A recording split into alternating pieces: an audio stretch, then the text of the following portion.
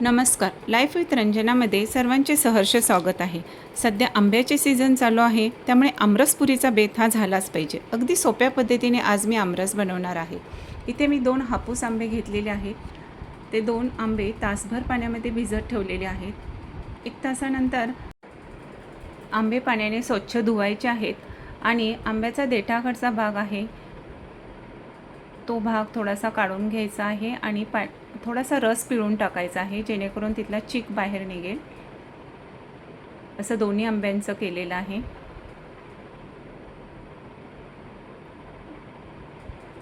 त्याच्यानंतर आपण आंब्यांना असं मऊ करायचं आहे. सर्व बाजूनी मऊ करून घ्यायचं आहे हाताने दाबून. त्याचा रस मोकळा होईल आणि हा रस आपण पातेल्यामध्ये काढून घ्यायचा आहे. अशा प्रकारे दोन्ही आंब्यांचा रस मी काढून घेतलेला आहे. हाताने कुस्करून दोन्ही आंब्यांचा रस असा काढून घ्यायचा आहे. छानपैकी कुस्करून झाल्यानंतर अगदी थोडंसं पाणी वापरून आपल्याला कोई धुवायचे आहेत. अगदी थोड्या प्रमाणात पाणी वापरायचं आहे, जास्त पाणी वापरायचं नाही आहे. अशा प्रकारे पूर्ण रस काढून घेतलेला आहे. आता एक मिक्सरचं कोरडं भांडं घेतलेलं आहे. त्यामध्ये एक छोटी वाटी साखर बारीक करण्यासाठी मिक्सरला लावणार आहे. साखर बारीक करून घेतलेली आहे आणि त्यातील थोडीशी साखर बाजूला काढून ठेवायची आहे. त्यानंतर या पिठी साखरेमध्ये तो रस ओतायचा आहे. 2 बर्फाचे तुकडे टाकायचे आहेत.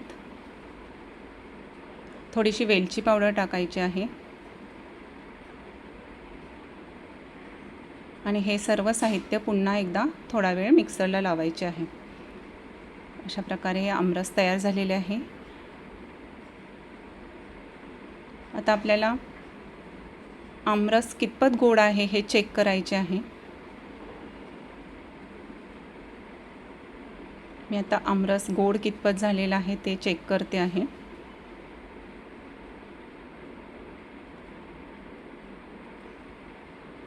मला अजून थोडंसं गोड आहे म्हणून थोडीशी पिठी साखर टाकत आहे.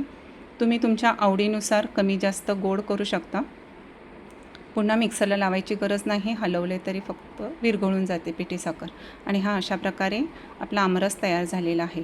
बर्फाचे खडे टाकल्यामुळे आपल्याला आमरसाचा रंग बदली होत नाही, तसाच्या तसा रंग राहतो आणि छानपैकी आमरस तयार झालेला आहे.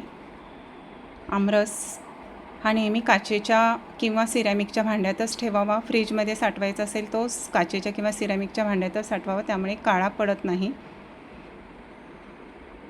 छान आमरसचा कलर आलेला आहे. कसा वाटला तुम्हाला आजचा व्हिडिओ? आवडला असेल तर लाईक करा, शेअर करा आणि सबस्क्राईब करा. धन्यवाद.